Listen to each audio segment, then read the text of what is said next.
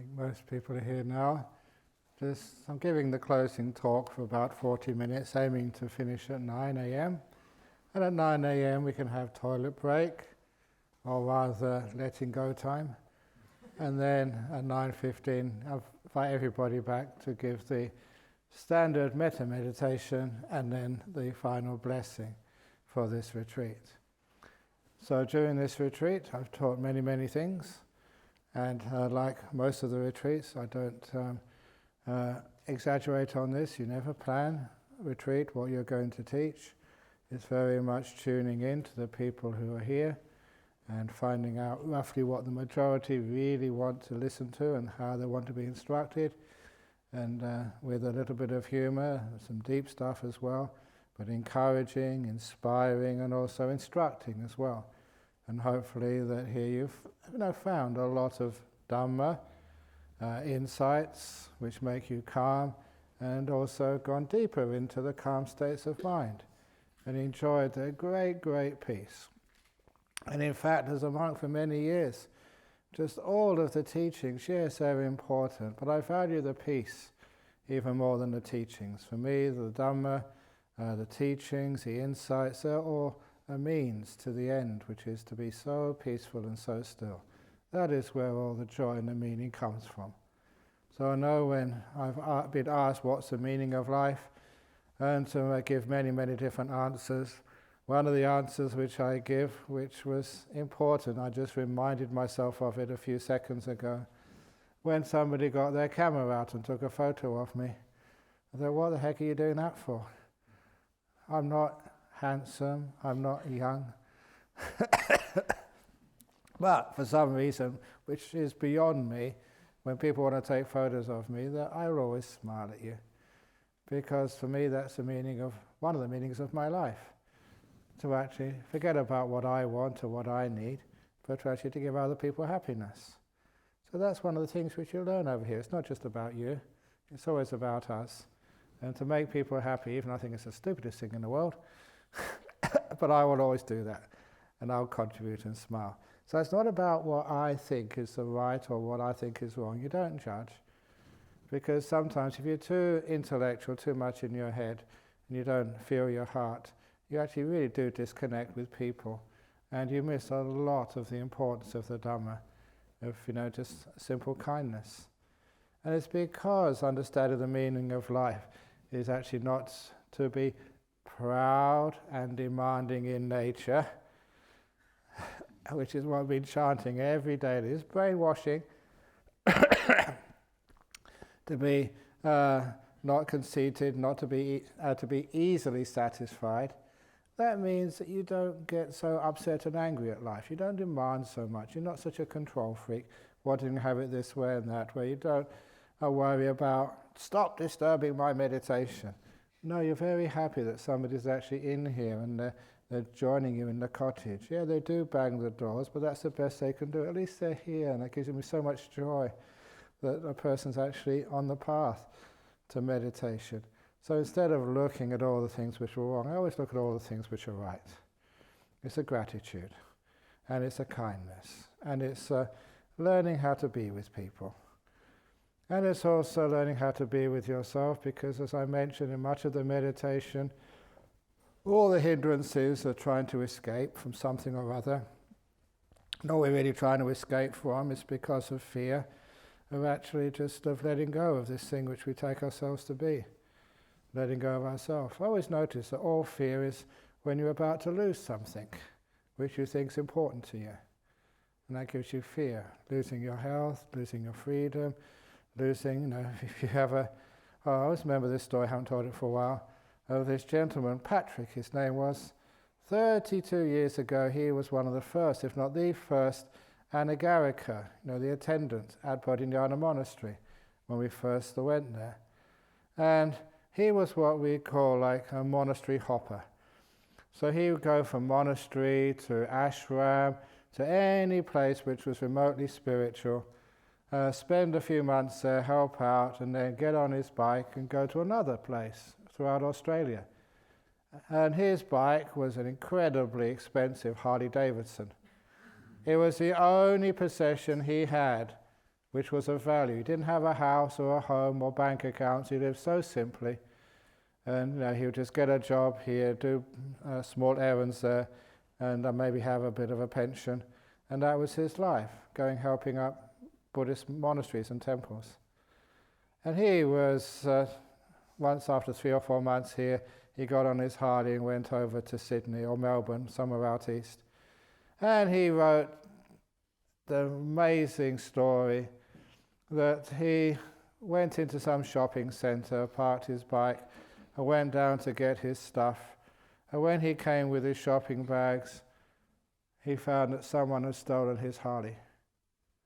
It was the only thing in the world which he owned, which was of any value whatsoever. His clothes were just rags. Well, not rags, but they'd be daggy. And that's why he fat into Bodhinyana Monastery. And it was the only thing which was of any value, both monetary, but also it was a symbol of his freedom, that he could, whenever he felt like he wanted to leave a place, he'd just get on his bike and he'd just ride whichever direction he wanted to go in the huge island of Australia. And so when he saw it, someone had taken his bike. It was stolen. First of all, there was a disappointment. Then the anger, what lowlife had stolen this. But very quickly, he came to this wonderful sense of letting go. And he wrote this to me because all the teachings which he heard, all the brainwashing he had, actually worked. Someone had stolen his only possession, and he could let it go. And he said he was wishing the thief, whoever it was, had as much fun and joy with the bike as he had had.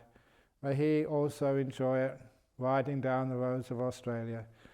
It had given him so much pleasure for so many years. Now he hands it over to whoever stole it. He was so proud of just how much he could let go, with no ill will, but actually giving metta to the thief who stole his only possession. And feeling so proud of himself and so pleased, it was only then that he realized he was in the wrong floor of the car park. They all look the same. When he went to the correct floor, there was his bike. But he said what a wonderful test that was. He learned how to let go and what the real meaning of life was. Yeah, it's expensive and it was really valuable to him, not just monetary but otherwise, but he could let it go. And he said how powerful this path is. So it's little things like that, get brainwashed into you. Whereas other people in this world get very, very upset when they've just lost their car keys. Oh, I lost my car keys, I can't find my car keys. But others of you, if you lose your car keys this afternoon, hey, I've got a good excuse to stay here for another couple of days. Because RAC, do they work on Saturdays and Sundays? You probably have to wait till Monday to get them to come here. Well, I could arrange them not to work on Saturdays and Sundays for you. So the point was that many, many things which cause us suffering in life, attachments, we learn to let go of. So we can find much more peace and happiness in life. It gives us a deeper meaning. And what you practice here is not just what you do for meditation. It actually goes out into your daily life. This story I said the other day of the monster who came into the Empress's palace. Really big and nasty.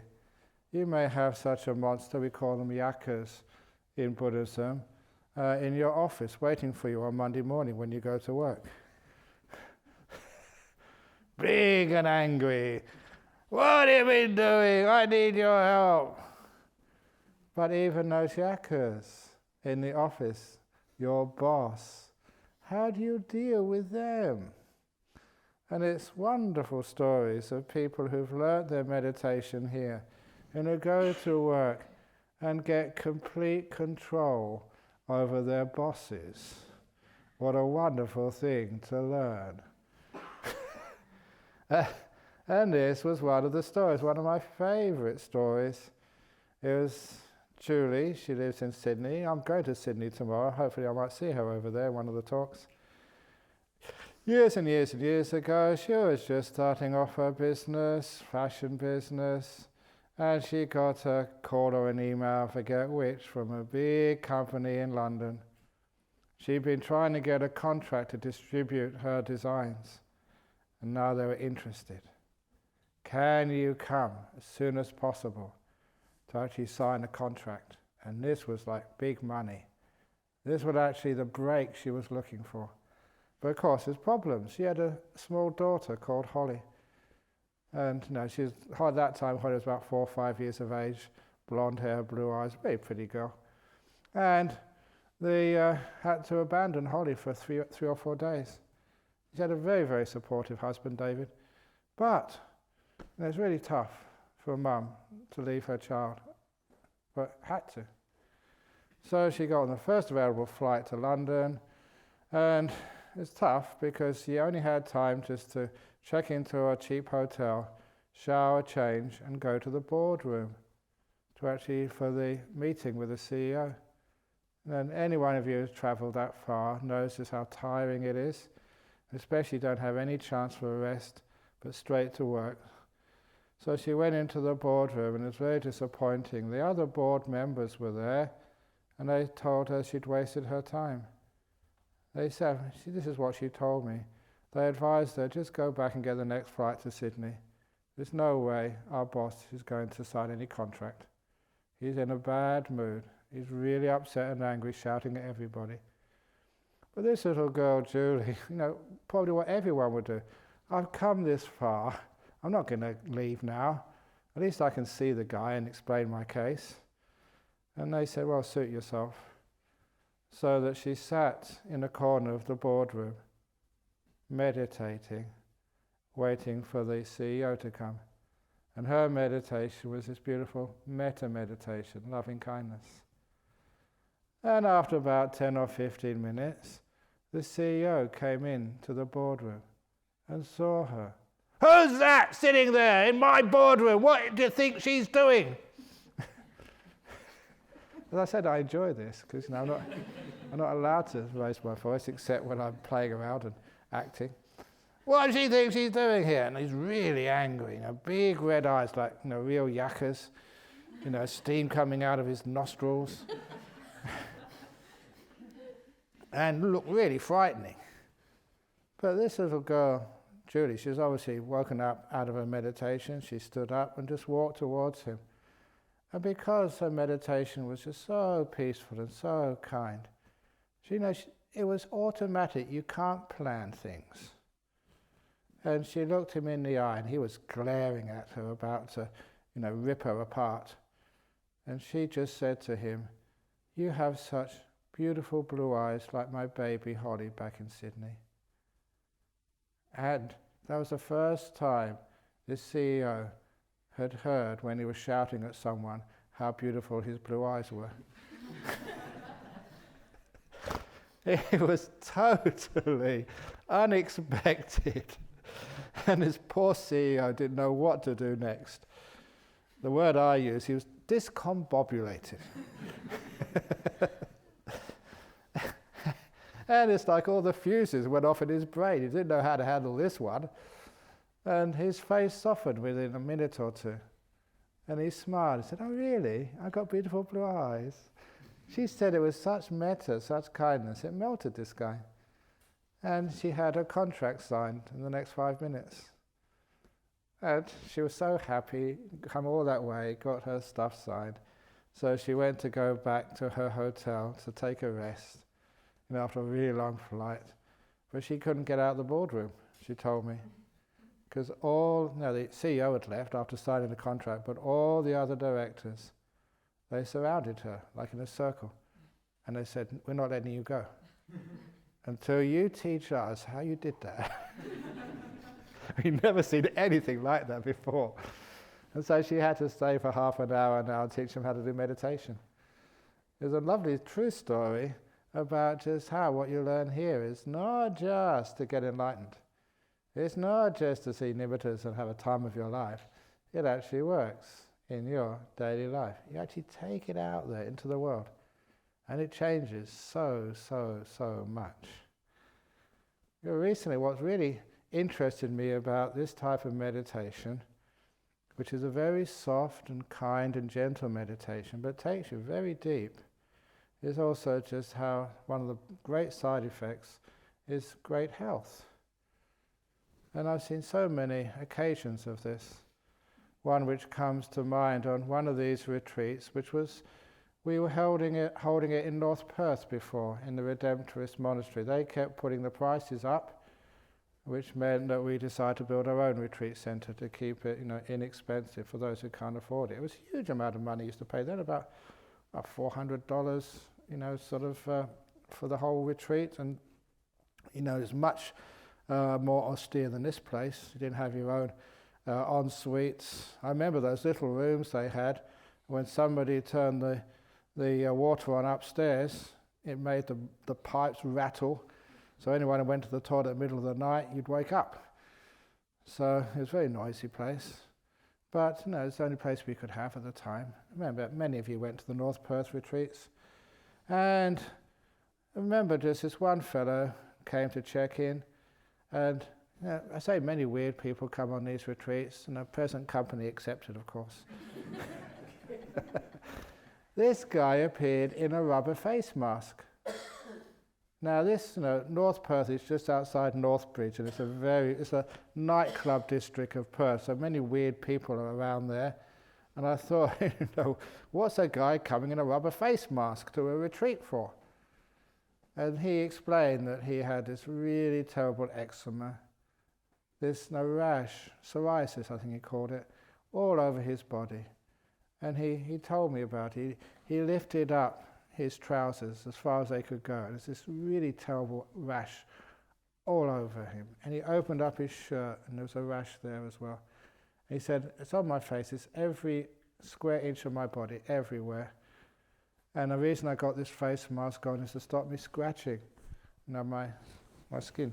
Here we go. To stop me scratching my skin. He's got a bit of a cold. To stop me scratching my skin. And he said, I don't know if I can last even like half an hour in your retreat, simply because it's so torturing. And it's 24 hours, and nothing can stop it. We tried all the medicines, the steroids, everything, but nothing works. So there he was. He said, if I can't stay here for 5 minutes, it's not because of your talks or your bad jokes. It's just, which is there all the time. But he lasted the whole 9 days. I'm so proud of him. And the best part was, at the end of the retreat, he had his face mask off, and he had this huge smile on his face. And he said, look at my skin. And then, with great pride, as the only person who's ever done this to me at the end of the retreat, he opened up his shirt to show me his chest. No one has ever done that. And it was clear. And he lifted up his trousers, and there was a little band, maybe an inch, around each ankle. He said, that's all that's left, that's all that's left. And everything else is, for many people, they'd be really concerned about that. For me, that is nothing compared to what I was experiencing when I first came in on this retreat. Thank you so much. Thank you. And that was a thank you which really I will never forget, because I can't sort of know what he felt like, but just looking at that must have been like being tortured. No peace at all. 24/7. At least if you get tortured by these sadists in these underground dungeons sometimes in the world, sometimes they leave you alone to go to, they have a sleep, but this fellow was being tortured 24/7, and now he was free. And so that made this meditation, wow, so amazing, so great it works. And one of the other stories from over in Sydney is in Wat Buddha Dhamma. I gave a retreat there many years ago. And in the hall there, there's someone, in the question time, they wrote all these notes, not just one, about 5 or 6 people. Can you please ask meditators not to breathe loudly in the hall? Because this guy was breathing so loud, and people was being so disturbed. And then I had to tell everybody, because he too had checked in, so that fellow has got this huge tumour in his nasal passages. He's been given only maybe a month, 2 months to live by his doctors, no further treatment possible.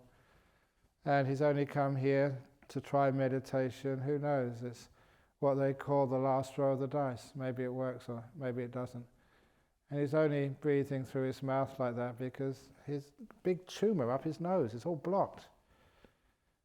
And it's wonderful that as soon as you know why people make noise or why they do what they do, straight away compassion takes away all the irritation. And when they were sitting there, they told me that, yeah, he's making noise, but they felt so much love and care. Oh, please, you're trying, breathe, whatever you can, it's not disturbing me. Because the irritation was replaced by just kindness and support for this guy. And of course, it always has a good ending. The last time of the retreat, I don't know why this always happens to the last time of the retreat. I was about to get in the car to go into the Sydney. And he came rushing towards me, Ajahn Brahm, got to tell you this. The last meditation of the whole retreat, he was sitting down there and he heard the pop. Pop! He could breathe through his nose. Like a miracle.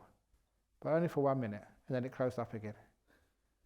But he was so excited, because this is not imagination. You can actually breathe through his nose. Hadn't been able to do that for weeks.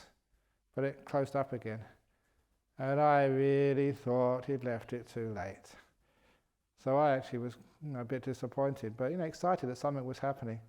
But you can imagine what it was like about 3 or 4 months later in Sydney. And this man comes up to me, do you remember me? When a person's really dying of cancer, they look totally different. They're like a shadow, like a sort of person from a refugee camp. Not a refugee camp, but a concentration camp. They look so thin and gaunt and just sick. This guy came up to me, and healthy middle-aged man, and said, "Oh, who are you?" It's totally unrecognizable. He said, "I was that guy.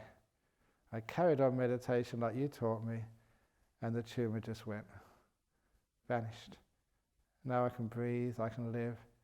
I said, "What are you doing?" He said, "Look, I'm spending all my time now teaching other people what you taught me, because it gave me life, gave me something to do." So I always remember those stories because it's not just about becoming a stream winner, becoming a sort of a non-returner and becoming smart. It has all these amazing, beautiful side effects, of your health. And not just physical health, your emotional health as well. So many of these stories are used in psychology. I was at a conference in Singapore some years ago, and one of the presenters there, with a big smile on her face, she presented a little video of a psychologist in Sydney who had invented this new technique, a new type of therapy for people dealing with problems in their life. And there on the video, this guy said, "Well, it's just like a hand. If you hold your hand too close to your eyes, then you can't see anything, only your hand.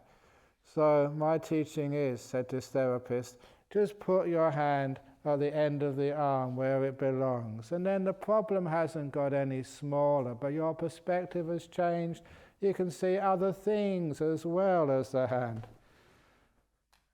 Oh, I've been teaching that for years. The fellow stole it from me. And she knew, because she was an old disciple who'd been coming for years, and she knew that there you go, all these teachings which you invent, other people take up. But anyway, I don't care, because it's helping people. That's wonderful. That's the most amazing thing. I even went to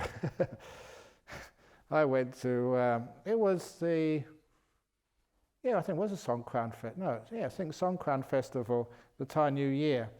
There was another group doing a ceremony, so I went to support them, and that was in Langley Park, just in Perth here. And of course, if you ever go to our ceremonies, we don't invite mayors or councillors or politicians, because I always think that why are these people called the VIPs? You're the VIPs.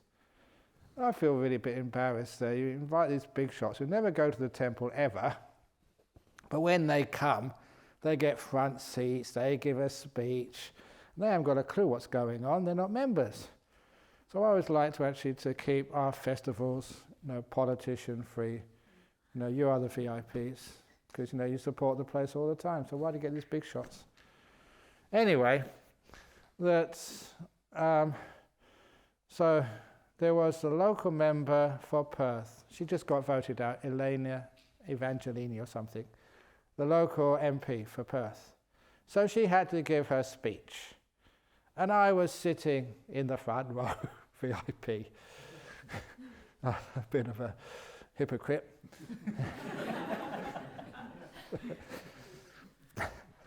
But there I was, and she was giving her speech and how wonderful the cultures were. And then she came out, this politician, business lady, about how to deal with stress. So she had the gall to say, a wise person once told me that stress is about holding a cup for too long and not knowing how to put it down. And I was kidding myself laughing. That's my simile. I was very happy. It went around and around and eventually got to this politician who taught me how to do it. But all those great little teachings actually stop you stressing out in life and make you happier human beings. It's not just about, jhanas, not just about enlightenment. It's about so much more. Happier, more peaceful, even more successful human beings. Teaching you, how to innovate with a similar of this. This is why you get invited to these big conferences with business people. Innovation, research and development, seeing new things, new ways of doing things. So, I'll use this thing here. What is this? And you look at it, it's not just a gong bonger, it's more than that. So, think of new ways of... yeah, that's a bit too big, something. I better not mess around too much. There's new ways of doing things, that's innovation. And so people actually innovate in their businesses. And it works. And you make more products. So, you get more wealthy. And that's important for me to know that you're comfortable and wealthy. Because the more wealthy you are, the more that donation box in there fills up. If you're really poor, I'm in big trouble.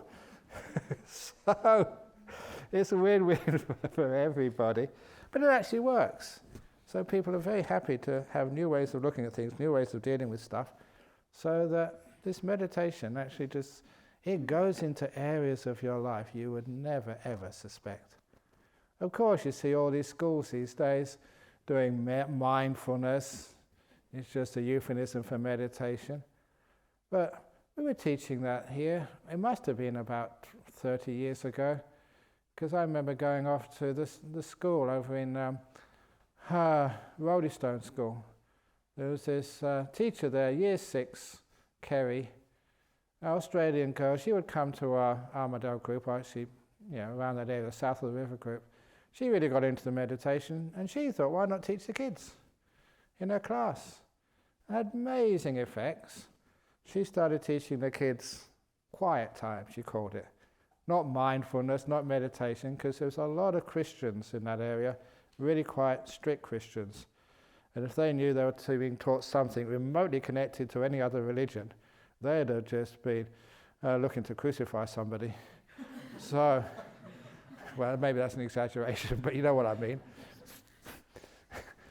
So, there she was, called it quiet time. And she said what happened was 5 minutes in the morning, and then little by little, she would increase it during the day, during the year, sorry.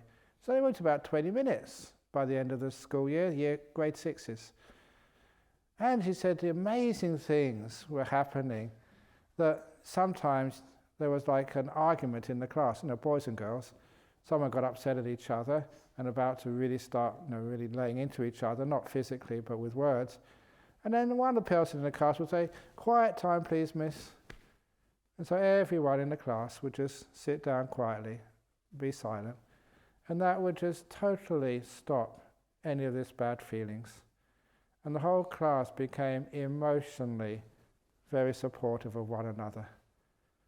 They became more mindful, more aware, which meant that when one kid had a sort of a bad night because maybe the mum and dad were shouting at each other, the other kids would pick it up and look after them. And she said there was parts of that meditation which she never expected to see, side effects which were so pleasing, just like emotional support of one another. Oh, she was so pleased with it.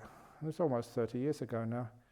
So much so that the principal invited me to come to the school to give a talk. And that he, in his office first of all, and said, look, I'm a very devout Christian too, but look, I'll support this woman to the max. And I've been in the business of education for such a long time. I've seen the results. It's not just social results, it's also just the academic achievements are just really huge. It's making a great difference. But I always remember that because then I really should take more planning into what I'm doing. They actually asked me to teach a couple of classes while I was there, grade 2s and grade 3s. How on earth do you teach Buddhism to actually 6-year-olds and 7-year-olds? You can't start talking about dependent origination. But it's great because I meditate a lot. You innovate. Just like, you pick this up. What is this? You see things anew. And had all the parents in the back there because, some are a bit concerned what this Buddhist doing. Are they going to convert our kids? And I got them involved as well. So what I did? I have this marvelous little way of teaching them about, where our wrong views come from. I asked people, how many of you kids, and there's about 60, 70 there, 2 years, how many of you like rice pudding? I said. And then about a couple of kids put their hand up, they didn't like rice pudding. And the other kids, what kids are like? They look around, and a few more kids put their hands up, and the other kids looked around. And in about 2 minutes, 3 minutes, everyone, the whole year 2s and year 3s, had agreed they didn't like rice pudding. Okay, put your hands down. Now, those of you who've ever eaten rice pudding, put your hands up. And about 6 kids put their hands up. All the parents were laughing because there, a little exercise, you proved where wrong view comes from, and conditioning and brainwashing. Such a deep teaching just about rice pudding. So when you can meditate, you can innovate like that and have a great deal of fun. So it's also for if you're a school teacher, if you're in business, research and development, seeing new ways of doing things, meditation helps enormously. But of course, that many of you are also serious Buddhists and you want to get enlightened, why not? That's on offer too. And never ever think that you can't. Many of you won't, but you can in this lifetime. Why not? So people keep asking, is jhana possible? Of course it is. It doesn't mean you will all attain it, but it's there for you if you follow the instructions. You know what happens mostly when people get a new appliance, whether it's a new mobile phone or a tablet or a microwave? How many of you take all the covers off, connect it up, plug it in, turn it on, and then only afterwards you read the instructions? When it goes bang. That's like teaching meditation. Goes bang. Jump up, please help. I told you. Read the instructions and follow them first. You wanted something. Bang. But anyhow, really give it a try. Try it this way, try it that way, and eventually get the hang of it. And I told this to one person, and this is so true. Sometimes it's like crossing a river. It's so similarly the Buddha said, crossing from this side to the other side. But the truth of the matter is that what you have to cross is not very wide at all. You can actually just step over it. So narrow. But most people go up and down, up and down, up and down, instead of turning in a different direction you've ever gone before. Instead of going north or south, you go east. In other words, you go perpendicular to the usual direction you've been travelling in. You actually do something different. So most people are just trying to attain something. When you hear that's not what you should do, you try not to try, which is just going parallel in the opposite direction. It's not doing this wonderful thing called letting go, which is totally different than you've ever done before. That's why I always say there's a button somewhere in your brain, the letting go button. I just spent 9 days trying to point that out to you where it is, but it's so hard to find because it's just so unusual. And it's just so, you can't just let go and get into jhanas that quickly. Not me. Of course you can. And people actually do that. I used to be very interested in people's accounts, people on these retreats when they said they attained jhanas. Not only just asking what exactly happened, why it happened, but also I used to ask them, what was it you did special this time, which you hadn't done before? You've been sitting down meditating for years. Why did this time you attain this incredible state? And after about 3 or 4 times of asking that question, I never asked it again because they all gave the same answer. They said, I really let go. They really let go. I mean, really. Not half-heartedly.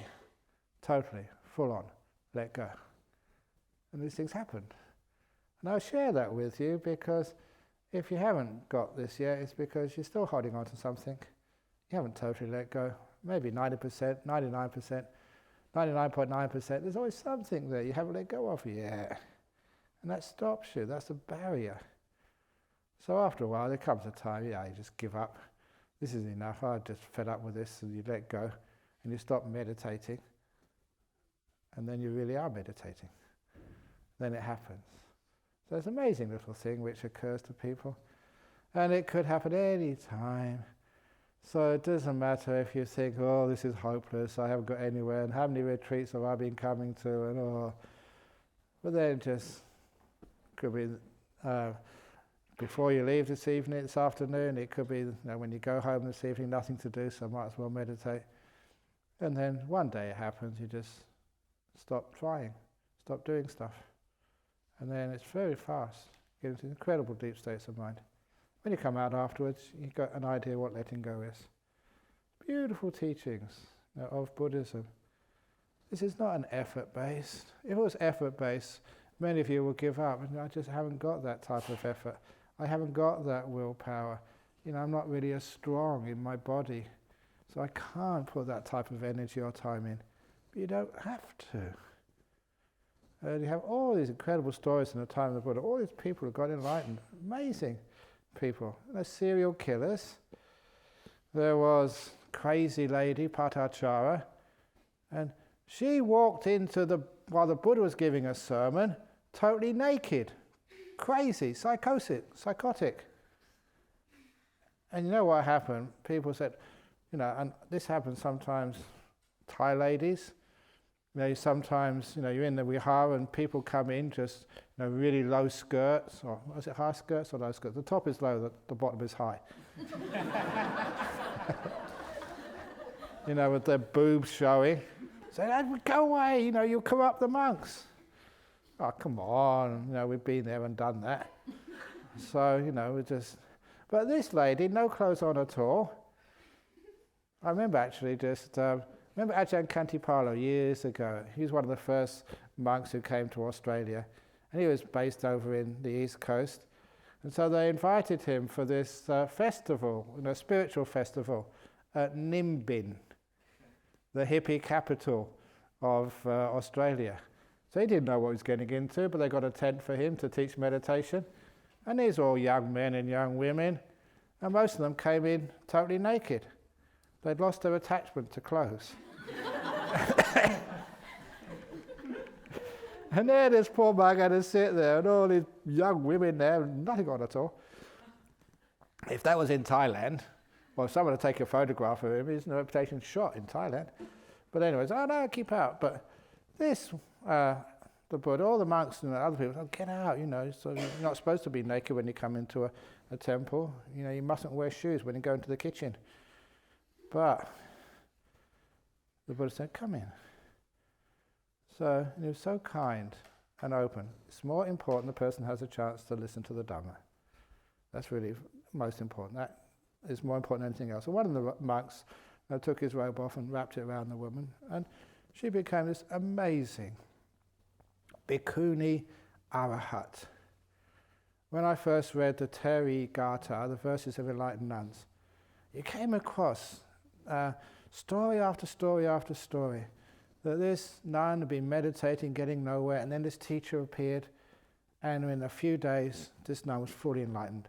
And another one, struggling, just like you've been to so many retreats, and just, this was a committed nun, and didn't know what to do next, nothing worked, never really could meditate properly, and this nun came along, taught her the Dhamma, and she was another Arahat with psychic powers, and that was Patachara. Amazing teacher. Why? Because, reason why she was crazy was lost her 2 children, her parents, and her husband all on the same day. And that was just too much. The grief just broke her mind. She learned how to let go. Had to. No choice. And that's what she was teaching others. You get the right teacher, or rather the right instruction, wham bam, it's fast. All the way. So never give up your hope. It's just find that letting go button. Eventually you press it. And all these incredible things you read about. People think, the time to become enlightened has passed now. No, it has not. There's still people doing these amazing stuff. I already mentioned about that Vietnamese monk, 8 days without moving. Shouldn't really do that, but it just happened by mistake, but it just showed what's possible in this world. And so that gives you inspiration. That gives you the fact it's possible. Wherever there is the Eightfold Path, there you will find. So stream winners, one returners, non-returners, arahats. It's not who you are, but what you do. Or rather what you don't do. How you can press that letting go button, and it just happens. And I know that, I've seen it so many times, and it's just so beautiful. The path is alive and well, right here, right now. So that hopefully will give you a lot of inspiration. It's only a matter of time. So, and anyway, as Buddhists, we always get reborn again anyway, so you don't need to rush. In this life, people these days are so much in a rush. They've only got so much time. I'm very busy, getting old. What if I don't make it this lifetime? Well, there's another lifetime afterwards. Just like if you haven't made it on this retreat, there's another retreat coming up soon. There's no end to retreats. I tend to finish one and maybe not doing another one here for a couple of months, but overseas, interstate. You're always doing a retreat somewhere. So for me, retreats never end. They just pause. And then you come back again and do the same. So you'll get there sooner or later. And anyway, in the meantime, have a wonderful life.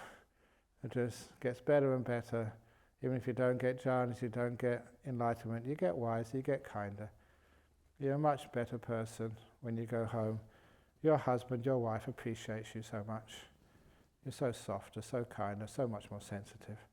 And the same in work. You can be more friends to the people you work with. So it is win-win all the way.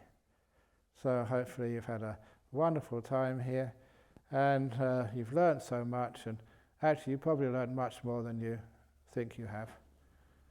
Some of the stuff which you think you've forgotten, they'll be in there somewhere, just waiting like seeds for the right time to actually to give their fruit. The mango trees are dripping with mangoes, just waiting for you to be still long enough for them to fall in your hand. Just waiting for you. So, that's the final talk. And don't say what to do when you go home, because you all know what to do, it happened anyway. So now we do 3 sadhus and then you can have a toilet break. Sadhu, sadhu, sadhu.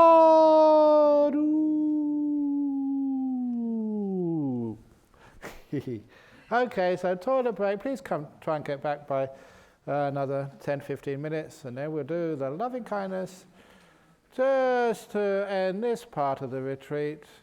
And the retreat goes on and on and on, in your car, at home, wherever you happen to be.